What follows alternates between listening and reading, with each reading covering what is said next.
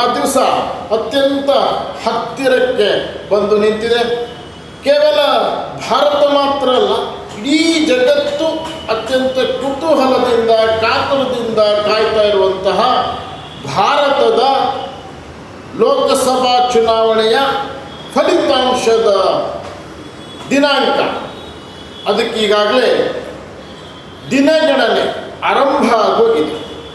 ಎಲ್ಲರೂ ಸಹಿತ ಕೇವಲ ಭಾರತದ ಪ್ರಜಾಪ್ರಭುತ್ವದ ಅತ್ಯಂತ ದೊಡ್ಡ ರಾಷ್ಟ್ರವಾಗಿರ್ತಕ್ಕಂತಹ ಭಾರತದ ಜನಗಳು ಮಾತ್ರ ಅಲ್ಲ, ಇಡೀ ಜಗತ್ತಿನ ಜನಗಳೆಲ್ಲರೂ ಸಹಿತ ಭಾರತದ ಹತ್ರ ನೋಡ್ತಾ ಇದ್ದಾರೆ ಈ ಚುನಾವಣೆಯ ಫಲಿತಾಂಶ ಏನಾಗ್ತದೆ ಅಂತ ಹೇಳಿ. ಈ ಸಂದರ್ಭದಲ್ಲಿ ಚುನಾವಣೆ 7 ಹಂತದಲ್ಲಿ ನಮ್ಮ ರಾಷ್ಟ್ರದಲ್ಲಿ ನಡೆದಂಥದ್ದು.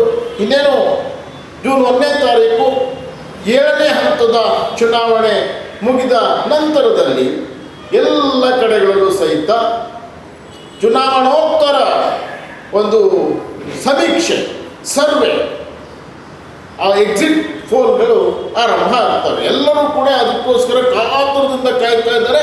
1ನೇ ತಾರೀಕು ಜೂನ್ 1ನೇ ತಾರೀಕು 5 ಗಂಟೆ ಆದ ತಕ್ಷಣ ನಮ್ಮ ಎಲ್ಲ ವಾಹಿನಿಗಳಲ್ಲೂ ಸಹಿತ ನೀವು ಈ ಚುನಾವಣೆ ಫಲಿತಾಂಶವನ್ನು ನೋಡ್ಬೋದು ಅಂತ. ಇನ್ನೂ ಎಷ್ಟೋ ಮಾಧ್ಯಮಗಳು ಈಗಾಗಲೇ ಅದಕ್ಕೆ ಸಂಬಂಧಪಟ್ಟ ಹಾಗೆ ಜಾಹೀರಾತನ್ನು ಕೂಡ ಕೊಟ್ಬಿಟ್ಟಿದ್ದಾವೆ. ಆ್ಯಕ್ಚುಲಿ ರಿಸಲ್ಟ್ ಬರುವಂಥದ್ದು ಜೂನ್ 4ನೇ ತಾರೀಕಿಗಾದರೂ ನಮ್ಮಲ್ಲಿ ನಿಮಗೆ ಸಂಪೂರ್ಣವಾಗಿ ಜೂನ್ 2ನೇ ತಾರೀಕಿಗೆ ರಿಸಲ್ಟ್ ಕೊಟ್ಬಿಡ್ತೇವೆ ಅನ್ನುವಂತಹ ಒಂದು ಅಷ್ಟೊಂದು ಕಾನ್ಫಿಡೆನ್ಸ್ ಆಗಿ ಅನೇಕ ಮಾಧ್ಯಮಗಳು ಈಗಾಗಲೇ ಹೇಳ್ಕೊಂಡು ಬಿಟ್ಟಿದ್ದಾವೆ. ಆದರೆ ನಾವು ಇಲ್ಲಿ ಗಮನಿಸಬೇಕಾಗುವಂಥ ವಿಚಾರ, ಚುನಾವಣೆಯ ಮೊದಲ ಹಂತದ ಚುನಾವಣೆ ನಡೆದಂದೂ ಸಹಿತ ಎಷ್ಟು ಒಂದು ಸಮೀಕ್ಷೆಗಳು ಬಂದು, ಎಷ್ಟೊಂದು ಸರ್ವೆಗಳು ಬಂದು, ಚುನಾವಣೆ ನಡೆಯೋದಕ್ಕಿಂತ ಹಿಂದೂ ಸಹಿತ ಬಂದು, ಚುನಾವಣೆ ನಡೆದ ನಂತರದಲ್ಲೂ ಸಹಿತ ಬಂದು, ಈಗ 7 ಹಂತದ ಚುನಾವಣೆ ಮುಗಿದ ನಂತರದಲ್ಲೂ ಸಹಿತ ಮತ್ತೆ ಸಮೀಕ್ಷೆಗಳು ಆರಂಭ ಆಗ್ತವೆ. ನಾವು ಆರಂಭದಿಂದ ನೋಡ್ತಾ ಬಂದರೆ ಸಹಸ್ರಾರು ಚುನಾವಣೋತ್ತರವಾಗಿರ್ತಕ್ಕಂತಹ ವರದಿಗಳು ಬಂದಿದ್ದಾವೆ, ಸಮೀಕ್ಷೆಗಳು ಬಂದಿದ್ದಾವೆ, ಸರ್ವೆಗಳು ಬಂದಿದ್ದಾವೆ. ಎಲ್ಲ ಮಾಧ್ಯಮದ ವಾಹಿನಿಗಳು ಸಹಿತ ಈ ಒಂದು ಸರ್ವೆಯನ್ನು ಮಾಡಿದ್ದಾರೆ. ಆ ಒಂದು ಪೋಲ್ಗಳನ್ನು ಮಾಡಿಬಿಟ್ಟು ಎಲ್ಲರಿಗೂ ಸಹಿತ ರಿಸಲ್ಟನ್ನು ನಾವು ಹೇಳ್ತಾ ಇದ್ದೇವೆ ಅಂತೇಳಿ ಒಂದೊಂದು ಅಂಕೆ ಸಂಖ್ಯೆಗಳು ಸಹಿತ ಒಂದೊಂದು ರೀತಿಯಾಗಿರುವಂಥದ್ದು. ಯಾರೂ ಕೂಡ ಎಲ್ಲರೂ ಹೇಳ್ಕೊಳ್ಳೋದು ಹಾಗೆ, ನಾವು ಕೊಡುವಂತಹ ರಿಸಲ್ಟ್ ಪಕ್ಕ, ಬೇರೆ ಯಾರೂ ಸಹಿತ ನಾವು ಕೊಟ್ಟಷ್ಟು ಎಕ್ಯುರೇಟಾಗಿ ಕೊಡೋದಕ್ಕೆ ಸಾಧ್ಯ ಇಲ್ಲ ಅಂಥೇಳಿ ಮಾಧ್ಯಮಗಳು ಹೇಳ್ತಾ ಇದ್ದಾವೆ. ಬೇರೆ ಬೇರೆ ಆ ಒಂದು ಸಂಸ್ಥೆಗಳೇನಿದ್ದಾವೆ ಅವು ಸಹಿತ, ಈ ಒಂದು ಸಮೀಕ್ಷೆ ಮಾಡುವಂತಹ ಸಂಸ್ಥೆಗಳು, ಅವುಗಳು ಸಹಿತ ಅವು ವರದಿಗಳನ್ನು ಬಿತ್ತರ ಮಾಡ್ತವೆ.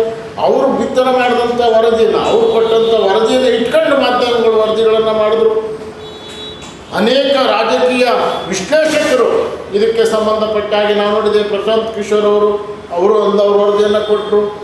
ಮತ್ತು ಎಲ್ಲ ಪಕ್ಷಗಳೇನಿದ್ದಾವೆ ಆ ಪಕ್ಷಗಳೆಲ್ಲವೂ ಸಹಿತ ಆಂತರಿಕವಾಗಿರ್ತಕ್ಕಂತಹ ಸಮೀಕ್ಷೆಗಳನ್ನು ಅವರವರೇ ಮಾಡಿಸ್ತಾರೆ. ಈ ಬೂತ್ ಮಟ್ಟದಲ್ಲಿ ಅವರಿಗೇನೋ ಗೊತ್ತಾಗ್ಬಿಡ್ತದಂತೆ.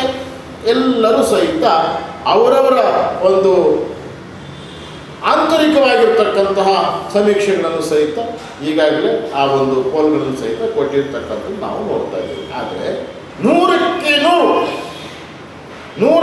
100 ರಿಸಲ್ಟ್ ನಮಗೆ ಗೊತ್ತಾಗಬೇಕು ಅಂತಂದರೆ ಜೂನ್ 4ನೇ ತಾರೀಕಿನ ತನಕ ಎಲ್ಲರೂ ಕೂಡ ಕಾಯಲೇಬೇಕು. ಯಾಕೆ ಅಂತಂದರೆ ಪ್ರಜಾಪ್ರಭುತ್ವ ವ್ಯವಸ್ಥೆಯಲ್ಲಿ ಮತದಾರನ ಮನಸ್ಸನ್ನು ಅರಿಯೋದಕ್ಕೆ ಯಾರ ಕೈಯಿಂದಲೂ ಸಾಧ್ಯ ಆಗುವುದಿಲ್ಲ. ಕರ್ನಾಟಕದ 28 ಲೋಕಸಭಾ ಕ್ಷೇತ್ರಗಳ ವಿಚಾರಕ್ಕೆ ಸಂಬಂಧಪಟ್ಟ ಹಾಗೆ ಸುಮಾರು 2800ಕ್ಕೂ ಅಧಿಕ ಸಮೀಕ್ಷೆಗಳು ಬಂದಿರ್ಬೋದು. ಒಬ್ಬೊಬ್ರದ್ದು ಒಂದೊಂದು ವಿಚಾರಗಳು, ಒಬ್ಬೊಬ್ರದ್ದು ಒಂದೊಂದು ರೀತಿ.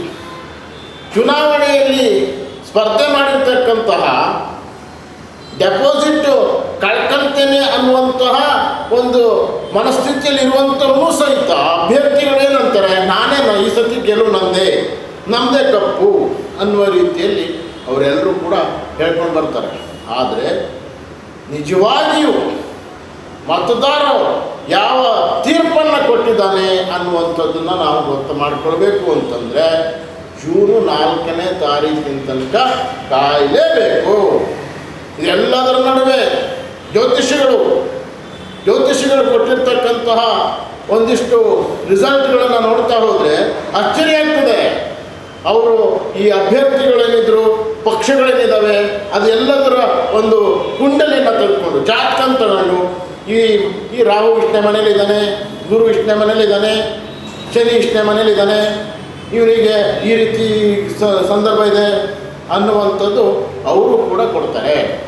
ರಾಷ್ಟ್ರೀಯ ಪಕ್ಷವಾಗಿರ್ತಕ್ಕಂತಹ ಈಗಾಗಲೇ ಅಧಿಕಾರದಲ್ಲಿರುವಂತಹ BJP ಅವರೇನಂದರು 400 ಪಾರ್ ಅದಕ್ಕೆ ಬಾರ್ 400 ಪಾರ್ 400ರ ಗಡಿಯನ್ನು ನಾವು ದಾಟಿಬಿಡ್ತೇವೆ ಅನ್ನುವಂತಹ ಆ ಒಂದು ಕಾನ್ಫಿಡೆನ್ಸನ್ನು ಅವರು ಕೊಡ್ತಾರೆ.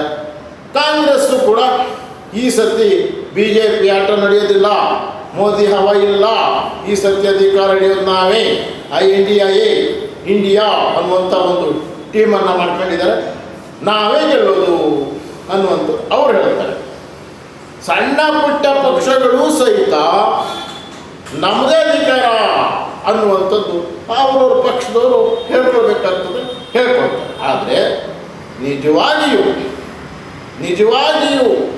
ರಿಸಲ್ಟನ್ನು 100ಕ್ಕೆ 100 ನಾವು ತಿಳ್ಕೊಳ್ಬೇಕು ಅಂತಂದರೆ ಅದು ಜೂನ್ 4ನೇ ತಾರೀಕಿನ ತನಕ ಕಾಯಲೇಬೇಕು.